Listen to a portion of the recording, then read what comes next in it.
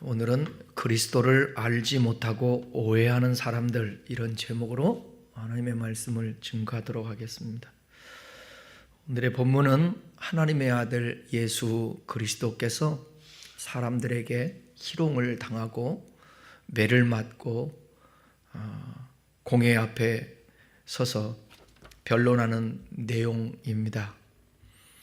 오늘 말씀을 들으면서 본문의 장면을 연상해 보시면 더 마음이 와 닿을 것 같아요. 메시아신 그분이 매를 맞습니다. 희롱을 당합니다. 욕을 먹습니다. 그러니까 그분의 완전한 인간으로서의 그 인권이 유린당합니다. 그리고 신이신 그 주님께서 그 신권 또한 유린당하는 모습입니다. 예수님께서 그리스도인 것을 알았다면 어찌 예수님을 감히 희롱하고 때리고 힐문할 수 있겠습니까? 드라마를 보면 어렸을 때 헤어진 자매가 성인이 되어서 서로 알지를 못해요. 그러니까 드라마죠. 한 남자를 놓고 사랑하면서 서로를 미워하고 원한을 가질 정도로 그렇게 대적하는 것을 볼 수 있어요. 왜죠? 서로가 자매인 것을 알지 못했기 때문에 그래요. 우리가 하나님에 대해서 잘 아는 것은 정말 중요합니다. 하나님을 알려면 그 당신을 계시한 성경을 이해해야 돼요. 성경을 잘 이해하려면 겸손한 자세로 자신의 주관적인 생각을 내려놓고 백지인 상태에서 하나님의 말씀을 받아들여야 합니다. 자신이 알고 있는 지식으로 하나님의 말씀을 이해하려고 하면 오해할 수가 있는 거예요. 그래서 성경은 기본적인 지식, 문장에 대한 어떤 이해라든지, 한글을 모르면 아예 성경을 볼 수가 없으니까 기본적인 지식은 필요합니다. 이해력도 필요합니다. 근데 진짜 중요한 것은 뭐냐면 내가 알고 있는 지식을 가진 선입견에서 하나님의 말씀을 이해하고 해석하면 안 돼요. 늘 제가 말하지만 성경을 이해한다라는 것은 쉽지가 않습니다. 진짜 겸허한 자세로 또 사모하는 마음으로 간절하게 공부하면서 성경을 봐야 되고 성경을 배워야 합니다. 왜냐하면 성경은 쓰여진 시기의 기간이 너무 멀기 때문에 그렇습니다. 2000년이라는 그런 시간입니다. 그리고 문화와 그 사회의 배경, 상황들이 너무나도 달라요. 언어도 달라요. 그러니까 섣부르게 성경을 내가 보면서 다 이해할 수 있다고 생각하면 큰 오산이에요. 그러니까 겸허하게 이 하나님의 말씀이 진짜 맞는가 베레아 성도처럼 확인해 보는 그런 훈련들이 필요하고, 그러니까 성경 이 66권을 어떻게 다 이해할 수 있겠습니까? 그래서 성경은 특별히 목회자들은 목회 사역하고 정말 마지막 설교하는 그날까지 하나님의 말씀을 연구하고 하나님의 말씀을 묵상하며 이 말씀이 그런가 하고 기도하고 설교를 해야 되는 거, 하나님의 말씀을 가르쳐 줘야 하는 것입니다.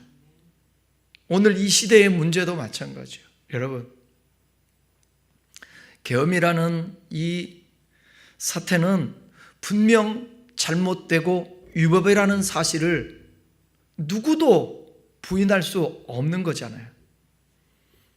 그렇다면 분명히 잘못되었다고 모두 다 얘기해야 되는데, 대학교 교수들이 많이 시국 선언도 하고 지금 이 나라의 어려운 상황에서 대통령의 저 잘못된 판단에 대해서 비방을 하고 그렇습니다. 그런데 하나님의 종들을 배출하는 선지동산 신학교, 신학대학에서는 아무 말을 하지 않아요. 왜 그럴까요? 그 교수 자리가 위험하거든요.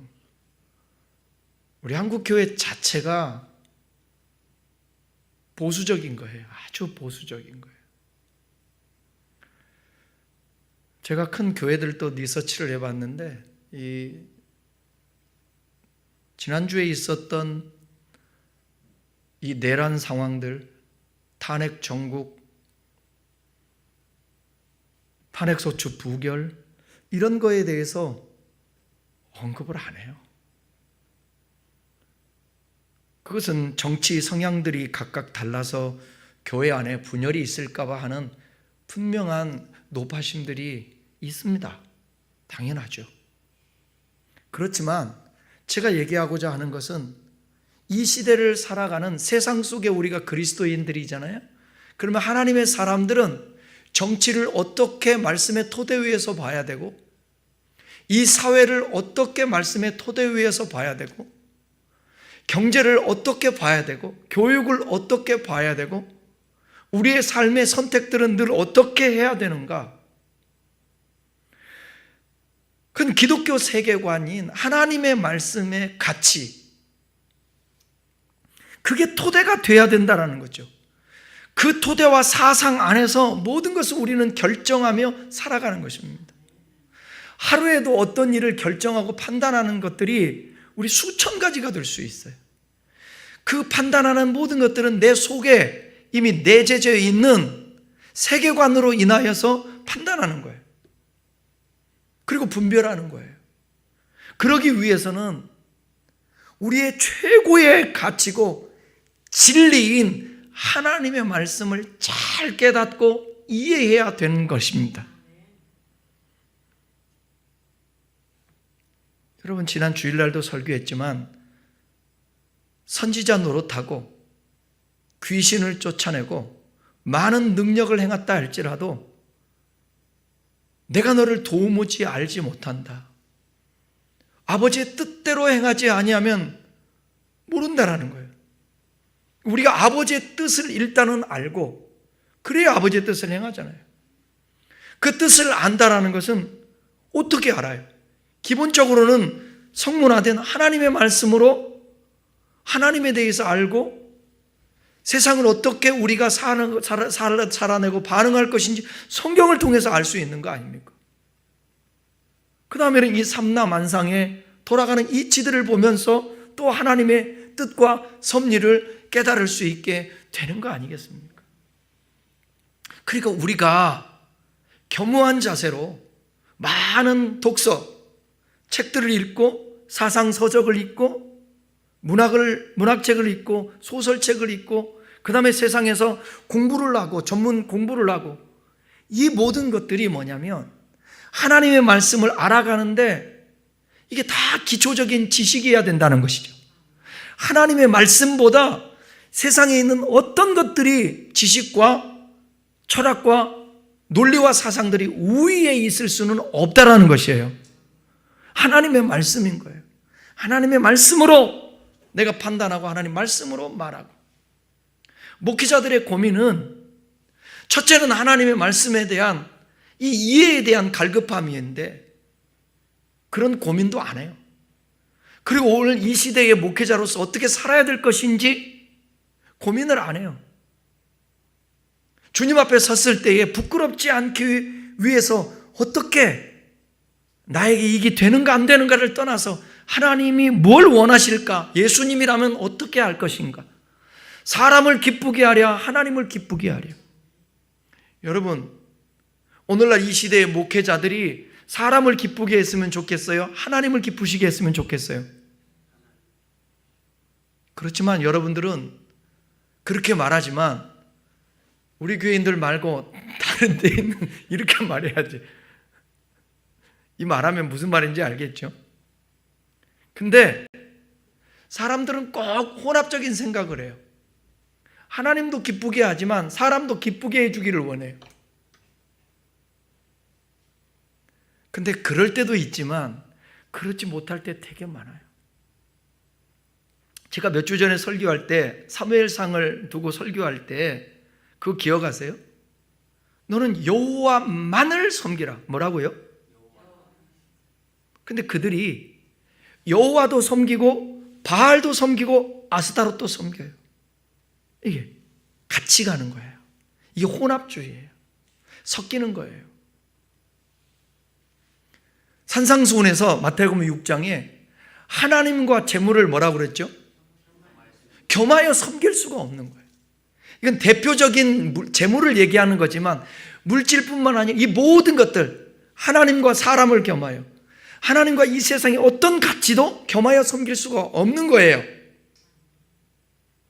여러분, 하나님과 자녀 둘 중에 하나를 선택하라면 우리는 뭘 선택하죠? 뭘 선택해야 돼요? 하나님이죠. 근데 우리는 하나님도 자녀도. 제가 말하는 것은 극단적인 얘기를 하는 거예요. 그만큼 하나님은 우리 모든 것의 근본이고 위에 있는 거예요. 왜 그러셔야 되는가? 그 이해를 설명하기 위해서는 간단한 설명이 아니에요. 장황하고 하나님에 대해서 이해를 해야 설명할 수가 있게 되는 거예요. 오늘 어떻게 예수 믿는 사람이 그럴 수 있어? 예수쟁이들이, 목사가, 그리스도인들이 그렇게 말하지만 그것은 어느 시대나 마찬가지예요. 하나님을 믿는다고 하고 섬긴다고 하는 사람들이 하나님에 대해서 이해를 못하는 거예요. 알지를 못하는 것입니다. 간혹가다 어떤 사람은 알고도, 하나님을 알고도 의지가 약해서 내가 더 중요하기 때문에 우상에게 절하는 거 알고 신사참배가 잘못된 거 알아요. 근데 그 앞에 절을 하는 거예요.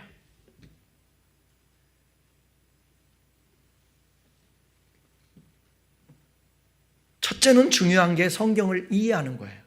성경을 통해서 하나님을 아는 거예요. 알고도 죄를 짓는 것은 그건 다음 문제고, 오늘 본문에 등장하는 이 사람들은 왜 메시아인 예수님을 희롱하고 때리고 욕을 하면서 인권, 신권을 유린할까요? 이걸 우리가 알아야 된다는 것입니다. 내가 이해하는 것이 아니라 하나님의 성령께서 깨닫게 해주시기를 바라는 겸손함이 우리에게 필요하다는 것이에요.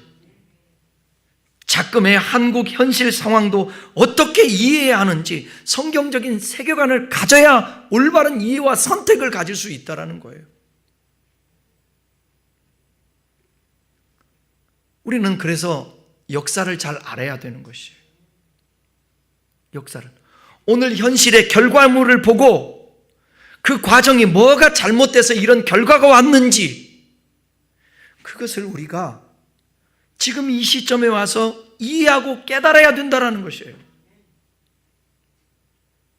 제가 여러분 한마디만 진짜 비판한다면 대통령 아닙니까? 대통령은 이 한 나라의 수장이에요. 우리나라 같은 경우는 국군 통수권을 가지고 있는 매우 중요한 그 자리예요. 이 사인 하나를 통해서 모든 것이 결정되는 거예요. 여러분 생각해 보십시오.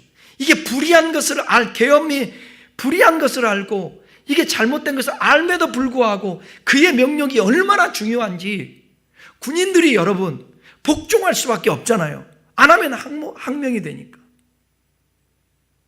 저 이번 어젠가요 오늘인가 들었던 그 뉴스 중에 가장 가슴 아픈 게 뭐였냐면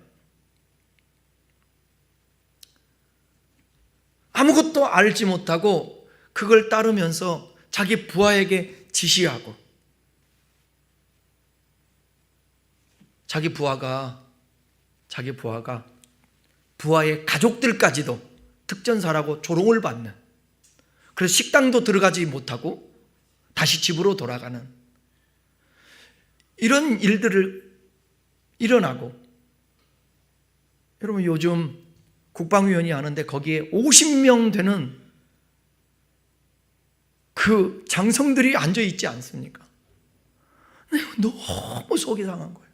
저들이 저기까지 올라오기까지 얼마나 많은 그 수고와 애씀과 자기를 관리하고, 여러분 별 하나 달려면요 얼마나 힘든 줄 아십니까? 거기까지 올라가기까지가. 그런데 하루아침에 군인들의 저런 고통을 당하고 있고, 언제 그 별자리가 떨어질지 알지 못하는, 그 속에 여러분 날벼락이지. 상임위에서, 국방위원회에서 공군은 아무 이게 해당이 안 되는 상황인가 봐요. 투스타가 참석해서 밥 먹고 와서 좀 힘들어서 신발도 벗고 다리 입고 오고 거기서 게임을 하고 있었어요. 근데 그게 또 다 잡힌 거예요. 또 카메라로 난리예요. 또 잘잘못을 떠나서 이런 상황까지 만들어 놨다고요. 그런데 통치자라면 여러분 정치 지금 경제적으로 얼마나 어려운지 아시죠? 우리나라가 지금 세계에서 10대 경제 강국이었는데 요 사이 어떤 상황인지 여러분 아시죠? 외환 보유고를 꺼내서 다 국채를, 이자들을 막아주고, 지금 보통 심각한 게 아니에요. 이 상황들이 빨리 정리되지 않으면 회복 능력이 떨어져 버리게 되는 거거든요. 그렇다면 나는 그럴 것 같아요. 야, 이제라도 그 자리에서 내려오고 하야든 빨리 이 나라를 안정시켜주고 거리에 나오지 않게 하고, 이 추운 날씨에 그래야 되지 않을까라는 생각이 들어져요. 저와 여러분들도 각자의 주어진 자리에 연연하지 않고 정말 공의롭고 정의로운 삶, 어떻게 100% 그렇게 살아요? 그러나 최소한도의 우리의 양심을 가지고 공동체를 위하고 공익을 위하는 그런 삶을 살려면 하나님의 말씀이 나를 사로잡아 줘야 되고 성령으로 충만해야 가능한 것입니다. 오늘 본문에 등장하는 사람도 잘못된 지식과 암 때문에 예수님에 대해서 과오를 저지른 것입니다. 본문을 읽어가면서 한번 살펴보겠습니다. 누가복음 22장 63절 65절입니다. 지키는 사람들이 예수를 희롱하고 때리며 그의 눈을 가리고 물어 이르되 선지자 노릇하라, 너를 친 자가 누구냐 하고 이 위에도 많은 말로 욕하더라. 여기 지키는 사람들은 예수님을 강압적으로 포박하고 있는 대제사장들의 종입니다. 이들은 예수님을 희롱하고 때렸는데 여기서 희롱하다라는 뜻을 뭐냐면 엠파이조라는 단어인데 멋을 가지고 놀다, 조롱하다, 그런 뜻을 가지고 있어요. 그러니까 예수님을 마치 놀이개처럼 가지고 장난치고 조롱했다라는 거예요. 그를 때리다, 여기 때린다라는 단어는 네로라는 단어인데 가죽을 벗기다, 매질하다, 그런 뜻을 사용했어요. 이 누가복음을 기록한 이 누가는 대제사장들 종들이 행한 희롱과 매질의 내용을 기록하고 있는데, 그들의 희롱들은 이사야 선지자가 예언했던 고난받는 메시아의 예언을 기억나게 합니다. 이런 일들이 이미 이사야 선지자를 통해서 예언된 거예요. 읽어볼까요? 이사야서 50장 6절 말씀. 나를 때리는 자들에게 내 등을 맡기며 나의 수염을 뽑는 자들에게 나의 뺨을 맡기며 모욕과 침뱉음을 당하여도 내 얼굴을 가리지 아니하였느니. 이 말은 떳떳한 분, 죄 없으신 분, 흠이 없으신 분, 이분을 수염을 뽑아요. 때려요. 뺨을 쳐요. 모욕합니다. 침을 뱉습니다. 53장, 이사야 53장 3절도 볼까요? 그는 멸시를 받아 사람에게 버림받았으며 간고를 많이 겪었으며 질고를 아는 자라. 마치 사람들이 그에게서 얼굴을 가리는 것 같이 멸시를 당하고 우리도 그를 귀히 여기지 아니하였던. 이렇게 누가는 예수님이 곧 구약에 예언된 메시아임을 대제사장들의 하속들의 희롱과 매질을 통해 간접적으로 암시하고 있는 거예요. 여러분, 어떻게 메시아인 예수님을 희롱하고 때리고 욕할 수 있겠습니까? 예수님을 진정으로 구약에 약속된 메시아에 대해 알고 있었다면 이럴 수 있을 거예요. 이들은 유대인들입니다. 절기를 지키는 자들이에요. 안식일을 지키는 자들이에요. 지도자들은 성경을 가르치는 자들이에요. 예배의 집례자들이라고. 그런데 예수님을 알지 못하고 오해하며 이 예수님을 이렇게 상대하고 있는 거예요. 그렇다면 우리는 이러한 질문을 할 수 있잖아요. 오늘 이 시대에도 그럴 수 있다. 그것이 무지하면 성목사도 그럴 수 있고 누구도 그럴 수 있다라는 거예요. 그러니까 늘 두렵고 떨림이 있어야 되고 내 말이 다 옳은 것이 아니기 때문에 늘 겸손해야 되고 그 한 말에 대해서 생각하고 잘못했으면 사과해야 되고 그래야 되는 거예요. 주님이 그랬잖아요. 너 한 말에 대해서 심판을 받을 것이라고. 그러니까 저와 여러분이 진짜 말 함부로 하면 안 돼요. 함부로 판단해도 안 되는 거고. 66절 한번 읽어보겠습니다. 누가복음 22장 66절. 나리샘의 백성의 장로들 곧 대제사장들과 서기관들이 모여서 예수를 그 공회로 끌어들여. 여기 공회는 산헤들린 공회를 말합니다. 산헤들린 공회에 거기에 사람들은 장로들, 서기관들, 대제사장들이 회원이 돼서 구성하는 거예요. 이 사람들은 유대의 최고 법정 기관이에요. 산헤들린 공회는 합법성을 인정받기 위해서 낮에 심리를 열어야 했습니다. 그 나리세자, 장로들, 대제사장, 서기관들은 예수님을 공회로 끌어와요. 그리고 이렇게 책 잡습니다. 67, 68절. 이르되 내가 그리스도여든 우리에게 말하라. 대답하되 내가 말할지라도 너희가 믿지 않을 것이요 내가 물어도 너희가 대답하지 아니할 것이니라. 대제사장과 가야바와 대제사장 가야바와 그 무리들이 예수님을 향해서 백성을 구원할 메시아가 맞는지 지금 질문하고 있습니다. 사실 예수님은 스스로 메시아임을 드러내고 밝히지는 않았지만 그의 행동으로 인해서 많은 사람들로부터 메시아로 인정을 받았던 분이에요. 그러나 불행히도 그들의 질문은 신앙 고백적인 질문이 아니에요.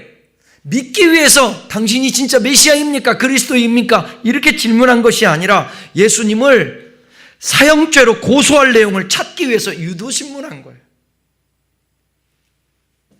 예수님으로부터 자신이 그리스도라는 답변을 얻어내기 위한 질문이었던 것입니다. 당시 유대는요, 로마 식민 치하에 있기 때문에 산헤들린 공회는 최고 재판 기관이었음에도 불구하고 사형 집행을 할 수가 없어요. 로마에서 하는 거예요, 사형 집행 같은 거. 그래서 그들은 당시 사람들이 흔히 생각하고 있었던 메시아관에 따라서 예수님께서 자신이 그리스도인 것을 고백하면 로마법에서 사형에 해당하는 정치적 혁명가로 예수님을 고소할 수 있었어요. 그래서 예수님의 입으로 스스로 고백하게 만들기 위하여서 지금 질문을 하는 것입니다. 예수님 신적 통찰력이 있잖아요. 그래서 이 사람들의 질문의 의도를 이미 파악을 했어요. 그들의 질문이 믿음에 기초한 구도적 질문이 아니라 오히려 빌라도에게 넘겨줄 거짓 증거를 찾으려는 음해적 질문이었습니다. 그걸 알고 있었죠. 그래서 예수님은 즉답을 피하면서 그들에게 진리를 추구하려는 의식 자체가 없음을 지적하면서 책망조로 오늘 답한 것입니다.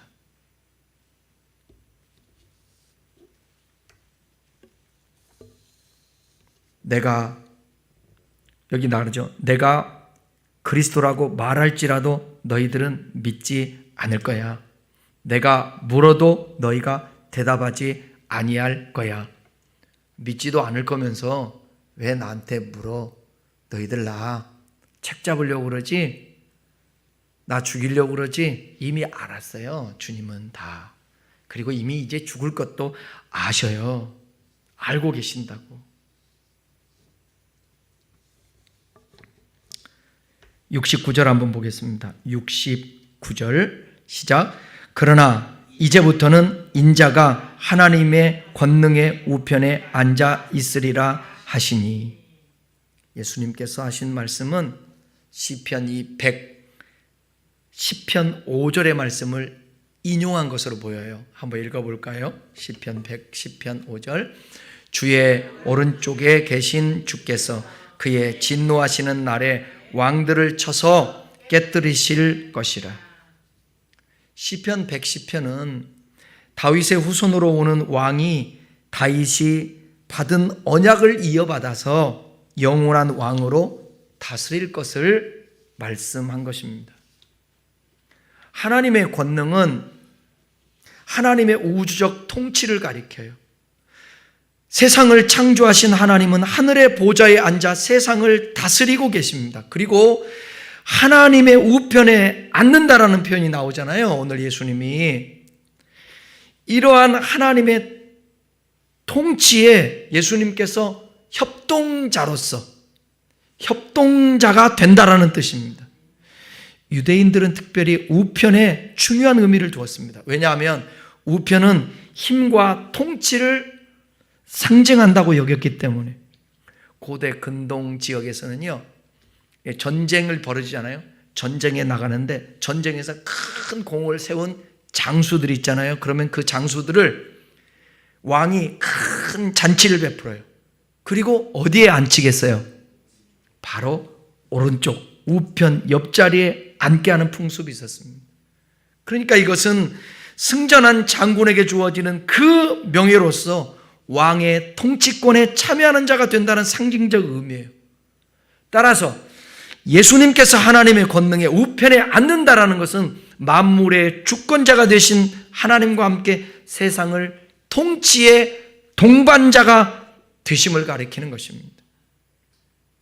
비록 지금은 죄인이 아닌 죄인의 신분으로 산헤들린의 재판을 받고 있지만 조금 있으면 죽으시고 부활과 승천을 통해 만물의 심판자가 되어 이 세상의 죄악된 세력과 지금 예수님을 위법으로 신문하는 산헤들린을 심판하실 것을 역설적으로 보여주고 있는 것입니다. 왜? 하나님의 보좌 우편에 우리 주님께서 계셔서 그 앞에 모든 사람들이 각각 행한 대로 심판을 받지 않습니까? 그 심판의 날, 너희들이 지금은 나를 신문하지만 반드시 심판의 날에 너희들이 하나님의 그 권능 앞에서 판단을 받을 거야. 이 말씀인 것입니다. 70절을 읽겠습니다. 70절. 다 이르되 그러면 내가 하나님의 아들이냐? 대답하되 너희들이 내가 그라고 말하고 있느니라. 여기 네가 하나님의 아들이냐라는 질문은 1차적으로 유대인의 율법으로 볼 때 명백하게 사형에 해당하는 신성 모독죄를 예수님에게 고백하게 만들어서 정죄하려고 그러는 거예요.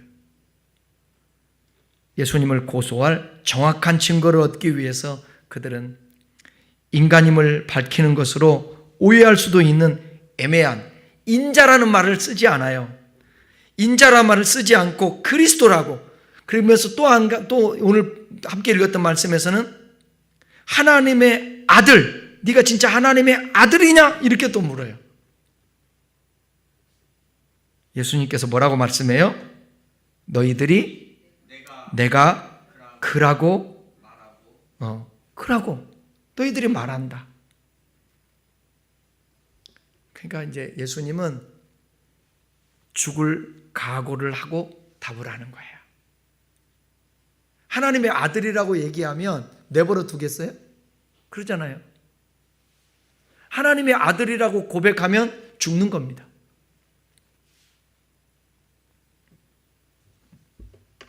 (71절) 읽겠습니다. 71절.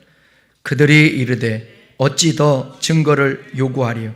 우리가 친히 그 입에서 들었노라 하더라. 그들은 예수님을 믿음으로 받아들이지 못하고 자신들의 기득권을 위협하는 예수를 사형에 처할 증거, 자료만을 생각하는 어리석음을 보였습니다.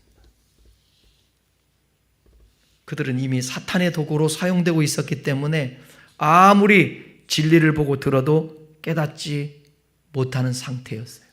그렇다면 여러분, 이제 말씀을 맺겠는데 보세요. 왜 그들이 그랬을까? 이걸 영적 가리움이라고 그러거든요. 내 욕망이 너무 강하잖아요. 그럼 그 욕망이 하나님의 뜻이든 뭐든 다 삼켜버려요.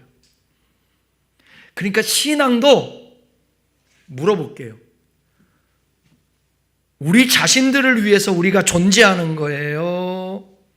아니면 하나님을 위해서 존재하는 거예요? 하나님을 위해서 존재해요. 여러분, 하나님을 믿는 것은 여러분을 위한 거예요? 하나님 자신을 위한 거예요? 다시 생각을 해봐요. 우리가 존재하는 것은 하나님을 위해서 존재하는 거예요? 우리 자신을 위해서 존재하는 거예요? 하나님을 위해서 존재하는 거예요. 그럼 하나님을 믿고 하나님을 신앙하고 따르는 것은 우리 자신들을 위하는 거예요? 그분을 위하는 거예요?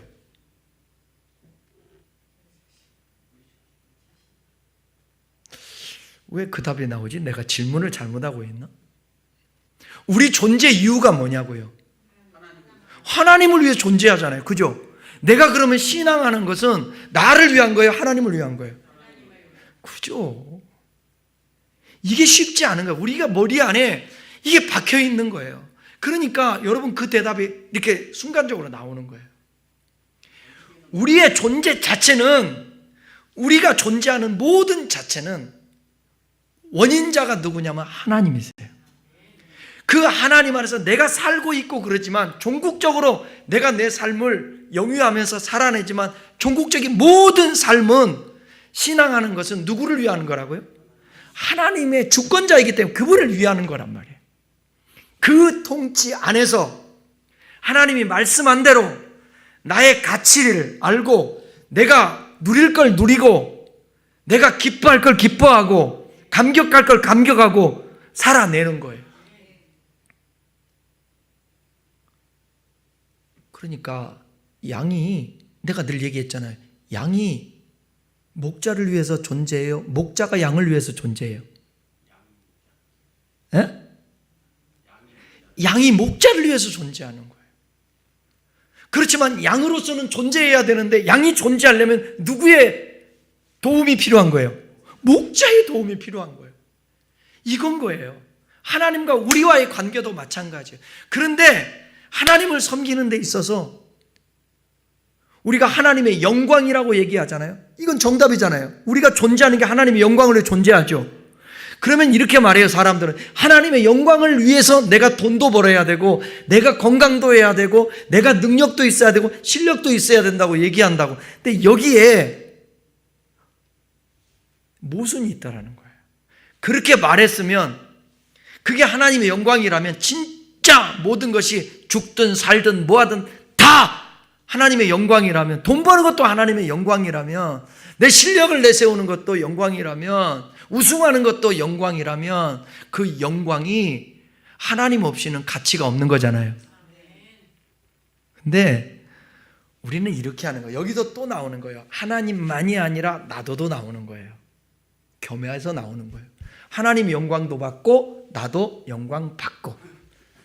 근데 이게 평상시 문제 없을 때는 오케이, 누가 이걸 부정할 수 있겠어요?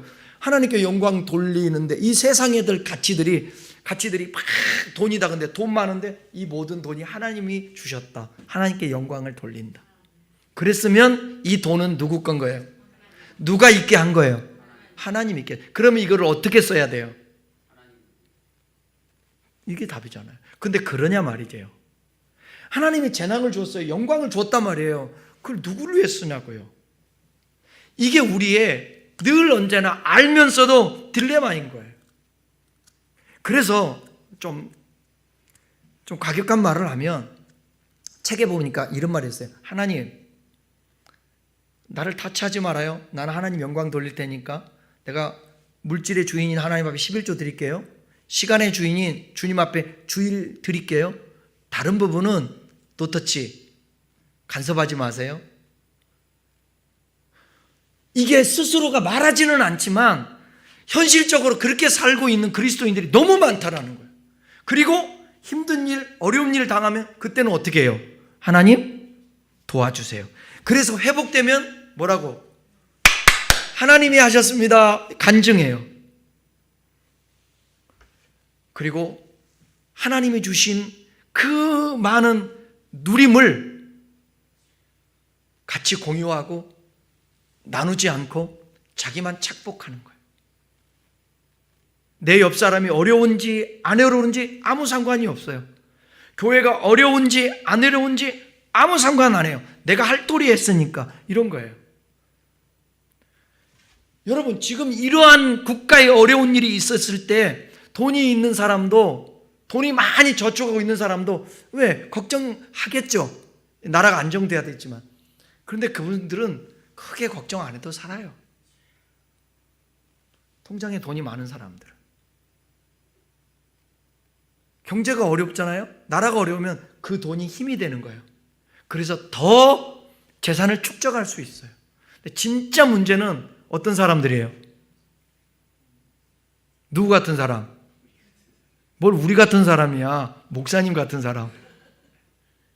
나 별명 바꾸려고. 아까 친구들 와가지고 야, 나 이름 별명 좀 바꿔야 될 것 같아. 이거 안 될 것 같아. 이게 천수답으로 지니까 진짜 매달 매년 천수답으로 너무 힘들어. 아니, 그래서 내가 친구한테 그랬어요. 야, 나 이름 바꿀까? 앞에 붙이는 거 천수답이 아니라 하늘복으로 바꿀까? 그러니까 우리 친구 하는 말, 야, 나도 그렇게 살아. 어쩔 수 없잖아. 야, 그럼 너는 통장에 돈이라도 있지. 나는 없어. 그런 거예요, 우리의 삶이라는 게. 근데 성경은 말하잖아요. 심령이 가난한 자는 복이 있나니 천국이 저희 것입니다. 에? 그러니까 하나님을 믿는다라는 거, 하나님을 안다라는 거, 이거는 나라는 존재가 백지 상태에 놓여 있는 거예요. 그 백지는 누구냐? 하나님인 거예요. 거기에 나라는 인생을 그려가고 써가는 거예요. 누구의 뜻대로. 여러분, 옛날에 이거 해보셨어요?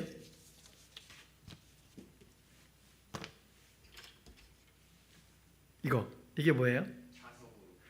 자석으로 밑에 자석을 놓고 위에다가 색깔을 놓고 조절하잖아요. 그죠?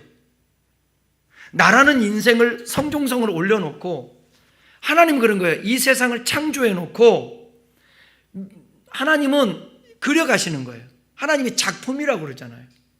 근데 주님은 이렇게 인도하기를 원하는데 이게 안 움직이네. 안 따라가네. 그리고 자기 마음대로 위에서 밑에를 조종하려고 그래. 하나님 따라와요. 협박을 해요.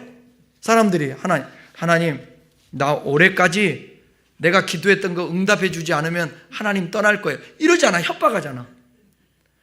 서원하고 작정 기도하면서 하나님 이번에 기도 응답해 주지 않으면 난 이제 하나님 안 믿을 겁니다. 그리고 또 이렇게도 하나님을 또 달래요. 하나님 이번에 이 사업 잘 되게 하시면 제가 교회 건축을 할게요. 뭐 하나님이 가만히 보세요. 이 사람의 중심에는 자기가 중심이에요? 하나님이 중심이에요? 자기예요, 자기. 근데 이거를 저가 이렇게 설교하고 하지만 이건 이론, 이거 알면서도 그렇게 못 살아는 이 목사로서 너무 고통스럽고 괴로운 거예요. 그러니까 하나님의 말씀으로 주여 주여 하는 자가 천국에 들어갈 것이 아니라 아버지의 뜻대로 행하는 자라, 이 말씀 붙들고 고민하는 거예요. 몸부림치는 거예요.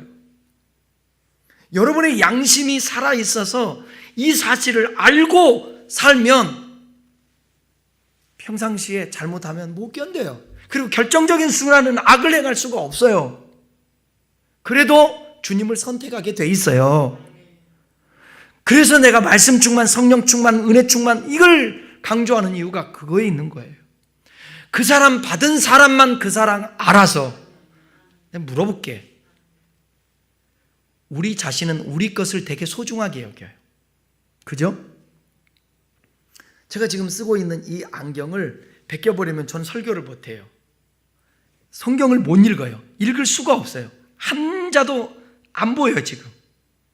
여러분 22장, 23장 나온 거 이렇게 하면 23자라고 그냥 간신히 나와요. 근데 이게 지금 얼마나 내가 소중하냐고요. 이걸 누가 뺏어간다고 생각해봐. 내가 설교를 해야 되는데 이거 뺏기고 싶지 않거든. 우리 거는 되게 소중한 거예요. 내 거는 소중한 거예요. 가장 우리에게서 가장 소중한 게 뭐예요? 모든 걸 다 통틀어서 자식이에요. 자식이라고. 자식보다 더 소중한 거 없어. 정상적인 얘기하는 거예요. 그 자식을 위해서 야, 네가 죽어, 나는 살아야 되겠어, 그런 부모는 정상이 아니잖아요. 그죠?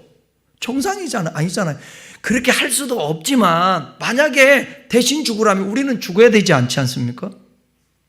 그거예요.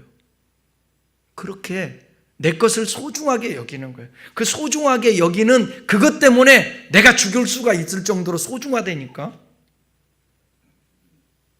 근데 하나님이 이 예수님을 독생자라고 얘기잖아요. 유일하신 분을 우리를 위해서 내주셨다라는 거예요. 얼마나 우리를 사랑했으면. 이 사랑을 받은 존재인데 그 사랑을 가지면 자식을 배반할 수 없고 자식을 팔 수 없듯이, 내놓을 수 없듯이 우리 너무 사랑하니까 우리가 하나님을 사랑한다고 한다면 우리도 내가 너희를 사랑한 것처럼 너희도 나를 사랑하라고 얘기하잖아요. 그러니까 하나님을 사랑하게 되면 우리는 우리의 영광을 위해서 하나님을 배반할 수가 없어요. 그런데 그 신앙까지 오기까지의 과정이 필요하잖아요. 우리도 그 과정이 있지 않습니까? 베드로도 예수님을 부인하잖아요. 그렇지만 나중에 거꾸로 매달려서 주님을 위해 죽잖아요. 다 과정이 필요해요. 저와 여러분도 지금 과정이 있어요. 말씀을 전하고 배우면서 이 과정 속에 살고 있는 거예요. 그렇지만 분명한 사실은 어떤 일이 있어도 주님을 부인하면 안 돼요. 그리고 주님을 선택해야 돼요. 그리고 하나님의 말씀을 알아야 주님을 선택할 수가 있게 되는 거예요.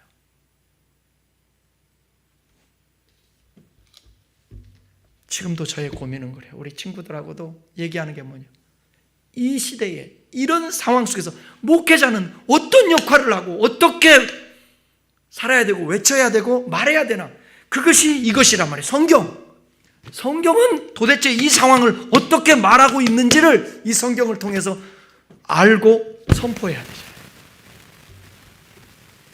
저와 여러분들이 어쨌든 하나님의 말씀과 하나님의 의도와 뜻을 이해할 때, 그리고 기도에서 능력이 있을 때에 항상 순간순간 하나님을 선택하고 하나님의 뜻대로 살아낼 줄 믿습니다. 기도하겠습니다.